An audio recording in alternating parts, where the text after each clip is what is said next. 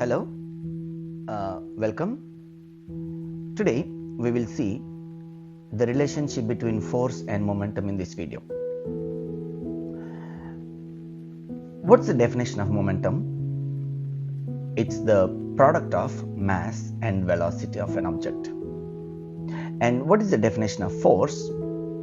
It's the mass times acceleration according to Newton's second law of motion. But do you think is there any relationship between this force and momentum? Let's see that. So let's assume there's a car moving with velocity u and has mass m in towards right direction. When there is an external force acts on object, of course velocity of the object changes, or there are also other types of changes which is not relevant here. Let's assume when the force F is applied, the object moves or object changes its velocity u to v. So the velocity is changed, which means there is an acceleration. According to Newton's second law of motion, the force causes an acceleration A. And of course, it takes some time to change from u to v. The initial velocity of the object is pi, which is mu, because mass times initial velocity, which is represented by u.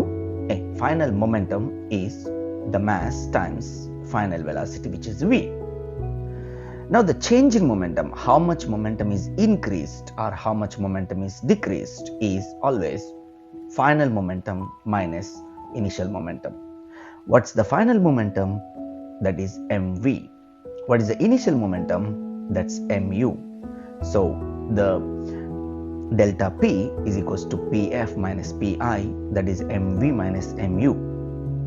Now you take out common, the mass v minus u is left. But here you have to go to equations of motion. What are the equations of motion? There are basically three equations of motion, but we use one of them which is suitable for us, right? So one of the equations of motion states that v is equals to u plus at, or final velocity is equals to initial velocity plus the acceleration times the time to which the velocity change took place. So from there you can write v minus u is equals to at. Now this v minus u can be replaced with a times delta t. So that changes to be delta p is equals to m times a delta t. Then you have delta p over delta t is equals to mass times acceleration, which is f. Now in this relation, in this equation, you can see the force is equal to mass times acceleration, also equal to delta p over delta t, which is rate of change of momentum, or d over dt of p, rate of change of momentum. So that is also known as Newton's other form of Newton's second law of motion.